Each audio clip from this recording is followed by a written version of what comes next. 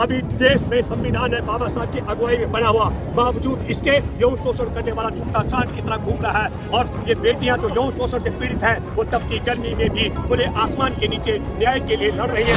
कितने पुलिसकर्मी दिल्ली के हैं, उन्होंने कहा हम ओलंपिक पदक विजेता बेटियों के साथ हैं, हम यौन शोषण करने वाले ब्रजभूषण शरण सिंह के खिलाफ है।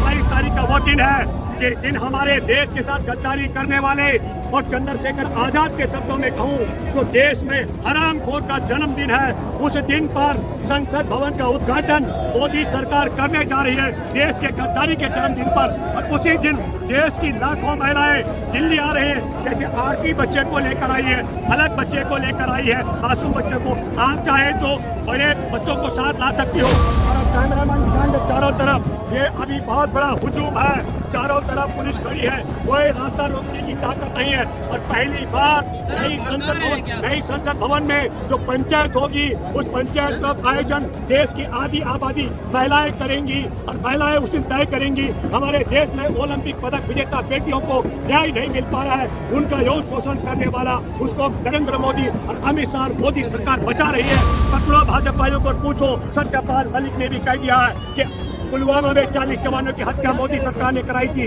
तो बोलिए कि जवानों की हत्या क्यों करवाई है, यौन शोषण वाले को करने वाले को क्यों बचाया जा रहा है, और देश में नफरत क्यों फैलाई जा रही है, ये सब आपको पूछना है। उसके लिए मैं अपील करता हूँ, उस दिन आप सब लोग सर्वसम्मत प्रस्ताव पास करने वाले हैं। पहली बार यौन शोषण करने वाले को सजाए मौत का ऐलान उस पंचायत घर में होने वाला है। इसी प्रकार मैं कहूँगा आदिवासियों का, मछुआरों का, किसानों का, गरीबों का, अल्पसंख्यकों की बेटियों का यौन शोषण अगर होगा, आपके सामने उदाहरण है। हमारे सामने कठुआ में 8 साल की मासूम बच्ची के बलात्कारियों को बचाने के लिए तिरंगा लेकर ये चले थे।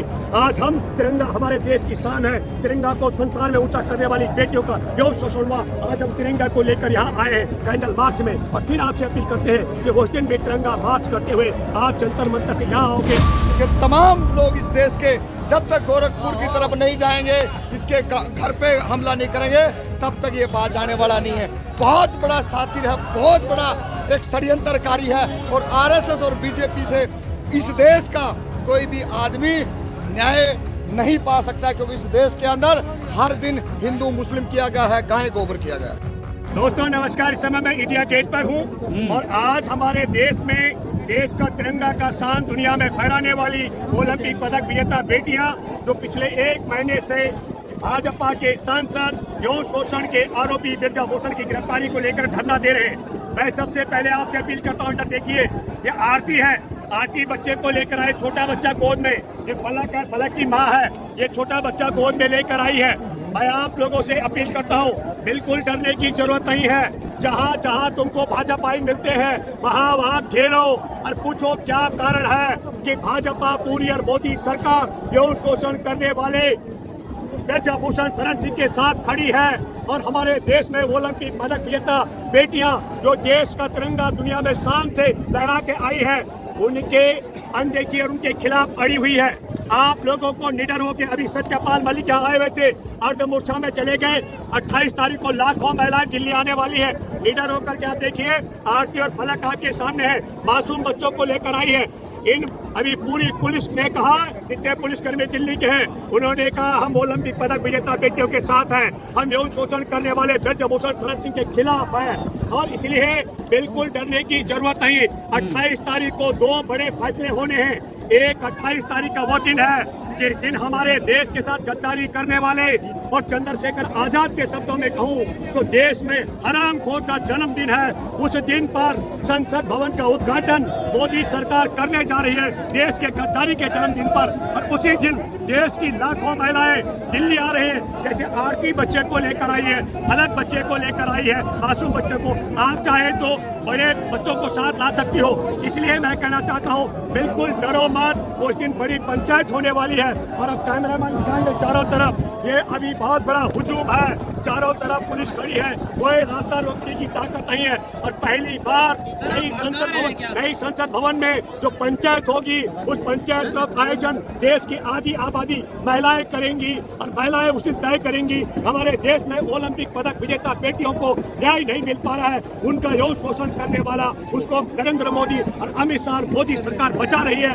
उसके लिए मैं अपील करता हूँ, वो दिन आप सब लोग सर्वसम्मत प्रस्ताव पास करने वाले हैं, पहली बार यौन शोषण करने वाले को सजाए मौत का ऐलान उस पंचायत घर में होने वाला है। आप सब लोगों से मेरी अपील है, देश के प्रत्येक राज्य में और खास करके मैं भूपेंद्र रावत अपील करता हूं, जो मेरे चाहने और जानने वाले हैं, मैं आपसे कहना चाहता हूं, अपील करता हूं, जब ओलंपिक पदक विजेता बेटियों का यौन शोषण का मुकदमा दर्ज न होता हो, आरोपी गिरफ्तार न होता हो, तो देश की करोड़ों जो दलित परिवार में पैदा हुई है। इसी प्रकार मैं कहूँगा आदिवासियों का, मछुआरों का, किसानों का, गरीबों का, अल्पसंख्यकों के बेटियों का यौन शोषण अगर होगा, आपके सामने उदाहरण है। हमारे सामने कठुआ में 8 साल की मासूम बच्ची के बलात्कारियों को बचाने के लिए तिरंगा लेकर ये चले थे।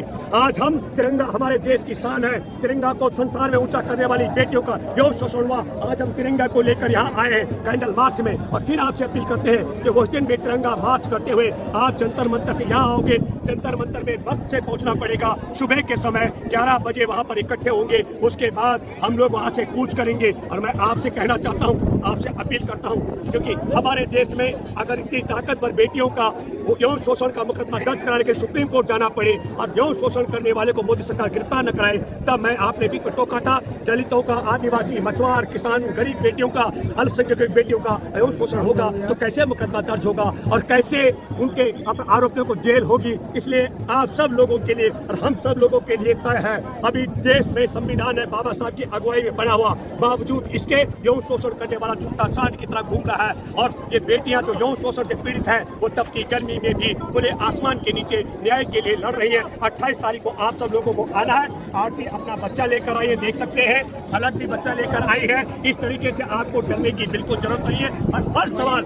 एक सवाल आपको करना है कि हम यही नहीं, ये सवाल भी जो फौजी परिवार है, पकड़ो भाजपाइयों को पूछो। सत्यपाल मलिक ने भी कह दिया है कि पुलवामा में 40 जवानों की हत्या मोदी सरकार ने कराई थी, तो बोल रही है कि जवानों की हत्या क्यों करवाई है, यौन शोषण वाले को करने वाले को क्यों बचाया जा रहा है, और देश में नफरत क्यों फैलाई जा रही है, ये सब आपको पूछना है। हम कहना चाहते हैं पहले नार्को टैक्स तेरा हो, ताकि आपने जो जितने गिनोने जो काम किए देश के अंदर, लाखों महिलाओं के साथ, बाबरी मस्जिद का हत्यारा, 2002 गोधरा कांड का हत्यारा, पता नहीं कितने दाऊद जैसे, इब्राहिम जैसे मामलों के अंदर ये संगीन आरोपी है। और आज मैं तो ये कहता हूँ कि तमाम लोग इस देश के जब तक गोरखपुर की तरफ नहीं जाएंगे, इसके घर पे हमला नहीं करेंगे, तब तक ये बात जाने वाला नहीं है।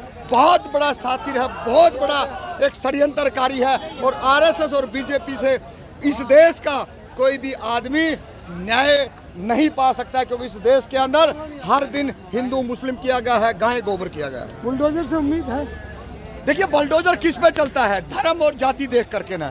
उन्होंने जब भी अतिक जैसे मामले हुए हैं, इस देश के अंदर कानून व्यवस्था को ध्वस्त किया गया है।